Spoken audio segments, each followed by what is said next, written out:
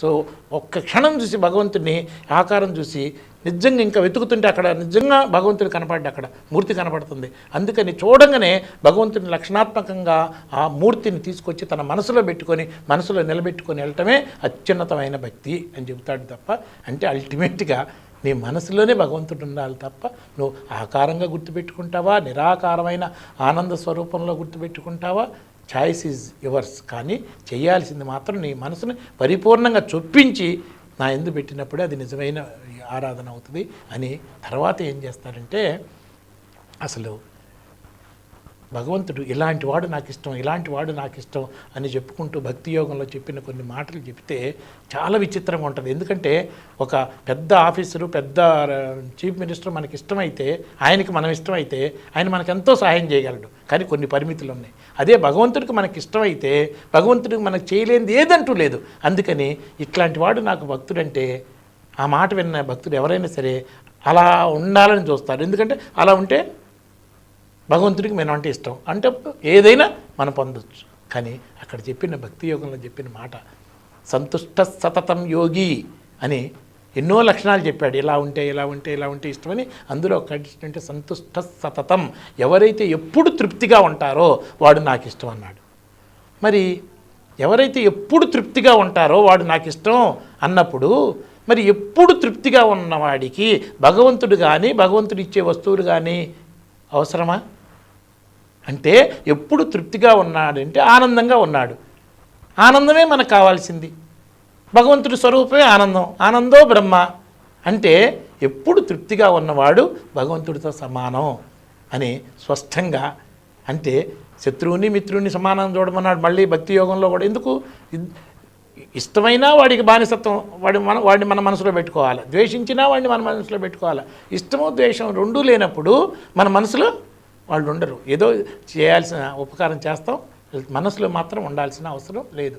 కానీ అందుకనే ఇష్టాన్ని, దేశాన్ని, సుఖాన్ని, దుఃఖాన్ని, మానాన్ని, అవమానాన్ని అన్నిటినీ సమానంగా చూసేవాడే నా నిజమైన భక్తుడు. అంటే ప్రశాంతంగా ఉంటాడు. ప్రశాంతతే ఆనందం, ఆనందమే భగవంతుడు, ఆనందో బ్రహ్మ అన్నారు. అంటే అంటే ఎక్కడుంది?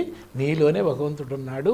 నువ్వు బాహ్య విషయాల గురించి రాగద్వేషాలు, ఇష్టాలు పెంచుకోకుండా లేకుండా చేసుకుంటే ఆనంద స్వరూపం నీలో ఉంది. ఆ ఆనందమే నేను, నీలో ఆధారంగా ఉన్నాను అని భక్తి యోగంలో ఎంతో డైరెక్ట్గా మనకి జ్ఞానమే బోధించడం జరిగింది.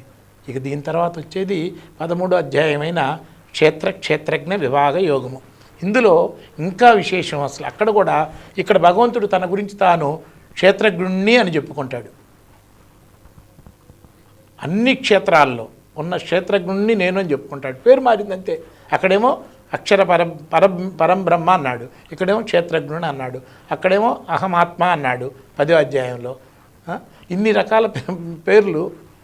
కాసేపు జ్ఞేయం అంటాడు, తెలుసుకోవాల్సిన వాడిని, మీరందరూ తెలుసుకోవాల్సిన వాడిని నేను అంటాడు. ఇన్ని రకాలు చెబుతుంటే క్షేత్రజ్ఞ విభాగం ఏమంటే ఈ శరీరం క్షేత్రమని, ఈ శరీరం తెలుసుకునేవాడు నా శరీరం, నా మనసు, నా బుద్ధి అని తెలుసుకునే ఆధారమే క్షేత్రజ్ఞుడని, నేను అన్ని శరీరాల్లో ఉన్న క్షేత్రజ్ఞుడిని నేనే అని. అంటే ఒకటే నేను అనేది క్షేత్రజ్ఞుడు, అన్నిటిని తెలుసుకునేది, అన్నిట్లో ఉన్న క్షేత్రజ్ఞుడు నేనేని అని చక్కగా చెప్పి, ముఖ్యంగా ఒక క్షేత్రజ్ఞ విభాగంలో జ్ఞానం గురించి, జ్ఞేయం గురించి, అంటే జ్ఞానంతో తెలుసుకోవాల్సిన వస్తువు గురించి, ప్రకృతి గురించి, పురుషుడు గురించి, క్షేత్రం గురించి, క్షేత్రజ్ఞుడి గురించి ఇన్ని రకాల విషయాలు భగవద్గీతలో 13వ అధ్యాయంలో చక్కగా చెప్పడం జరిగింది. ఇదే కాదు, జ్ఞాన లక్షణాలు కూడా 4 శ్లోకాల్లో చక్కగా జ్ఞాని ఎలాంటి లక్షణాలతో ప్రవర్తిస్తాడు అని కూడా చెప్పడం జరిగింది. వీటన్నిటిని మించి అసలు జ్ఞానం అంటే ఏమిటి అనే డెఫినిషన్, నిర్వచనం ఈ 13వ అధ్యాయంలోనే 3వ శ్లోకంలో ఇవ్వటం జరిగింది. క్షేత్రజ్ఞయోర్ జ్ఞానం యత్ తత్ జ్ఞానం మతం మమ. క్షేత్రము అంటే ఈ శరీరం, మనసు, బుద్ధి అన్నీ కలిస్తే క్షేత్రం అయితే, దీన్ని తెలుసుకునేవాడు క్షేత్రజ్ఞుడైతే, ఈ రెండిటి మధ్య తేడాను గుర్తించటమే నిజమైన జ్ఞానము అని చక్కగా చెప్పడం జరిగింది. అసలు ఈ నేను నాది అనే తేడా తెలుసుకున్న మనిషి అసలు ఈ బంధాల నుంచి బయటపడి సాక్షిగా పనిచేయటం వల్ల ఎప్పుడు స్వేచ్ఛను అనుభవించడానికి అవకాశం ఉన్నది. ముఖ్యంగా భగవద్గీతని జ్ఞానమే మెయిన్గా ఉన్నది భగవద్గీత. మరి జ్ఞానమైన లక్షణాలు, జ్ఞానయోగం అయింది, జ్ఞాన విజ్ఞాన యోగం అయింది. కానీ అస్సలు జ్ఞానం అంటే నిర్వచనం మాత్రం స్పష్టంగా 13వ అధ్యాయంలో ఇవ్వటం జరిగింది. అది నేను, నాది, క్షేత్రము, క్షేత్రజ్ఞుడు, ఈ రెండింటి మధ్య తేడాను గుర్తించడమే నిజమైన జ్ఞానం అని. ఇది తెలుసుకున్నప్పుడు ఎన్నో అసలు చాలా శక్తివంతమైన జీవితం గడపడానికి అవకాశం ఉన్నది. నిజంగా చెప్పాలంటే జీవించే మోక్షాన్ని కూడా సాధనతో జీవన్ముక్తిని అనుభవించడానికి కూడా ఈ యొక్క విభజన క్షేత్ర విభజన ఎంతో సహకరిస్తుంది. ఇది ఇక 13వ అధ్యాయం అయిన తర్వాత 14వ అధ్యాయము గుణత్రయ విభాగ యోగము. ఇందులో 27 శ్లోకాలు ఉన్నాయి. ఈ 27 శ్లోకాల్లో మనిషి యొక్క ప్రవర్తన ఎన్ని రకాలుగా ఉంటుంది అని ప్రతిదాన్ని కూడా 3 రకాలుగా విడగొట్టడం జరిగింది. అంటే మనిషి తన యొక్క స్వరూపాన్ని అర్థం చేసుకోలేనివాడు, తన్ను తాను పూర్తిగా అర్థం చేసుకోలేనివాడు, అంటే తనలో ఉన్న ఆనందాన్ని, తృప్తిని చూడలేనివాడు, తృప్తి కోసం బతకటం కోసం నాది పోతే నేను పోతానని, నాది నేను అనే జ్ఞానం 13వ అధ్యాయంలో చెప్పినట్టు గుర్తించని వాడు, నాదే నేను, నా ఎత్తు ఎక్కువైతే నేను ఎక్కువ, నా ఎత్తు తక్కువైతే నేను తక్కువ, నా ఆస్తి ఎక్కువైతే నేను ఎక్కువ, నా ఆస్తి తక్కువైతే నేను తక్కువ అని నాది నేను అనే తేడాను గుర్తించని వాడు నాది తక్కువైతే నేను తక్కువ అనే బాధని, వెలితిని, నాది పోతే నేను పోతానని భయాన్ని సృష్టించుకొని ఈ వెలితి నుంచి, అసంతృప్తి నుంచి బయటపడటానికి, మరణం నుంచి తప్పించుకోవటానికి అనేక రకాల ప్రయత్నాలు వేసుకొని అజ్ఞానంతో అనేక రకాల ప్రవర్తనలు చేస్తున్నాడు. ఈ ప్రవర్తన ఇతని యొక్క అజ్ఞానపు యొక్క లెవెల్ని బట్టి 3 రకాలుగా ఉంటుంది. సత్వగుణమైన ప్రవర్తన, రజోగుణమైన ప్రవర్తన, తమోగుణమైన ప్రవర్తన. సత్వం అంటే కొంచెం జ్ఞానంతో కూడిన బ్యాలెన్స్డ్ నేచర్తో కూడిన ప్రవర్తన, అది కూడా అజ్ఞానమే. రజోగుణం అంటే కొంచెం దుడుకుతనంతో కూడిన ప్రవర్తన. ఇక తమోగుణం అంటే పూర్తి అజ్ఞానంతో, వెనక ముందు ఏమీ తెలియని ప్రవర్తన. ఈ 3 రకాల ప్రవర్తనతో మనిషి జీవితం అంతా కొట్టుకుంటూ ఉంటాడు. ఈ గుణాల లెవెల్ని బట్టి సుఖదుఖాలను అనుభవిస్తూ ఉంటాడు. ఎప్పుడైతే ఈ 3 భావాలు కూడా అజ్ఞానంతో మనసు ఏర్పరచుకున్నదే తప్ప ఆధారమైన నేను అనే దానిలో మార్పు లేదు అని ఎవరైతే గుర్తిస్తారో ఈ 3 గుణాలను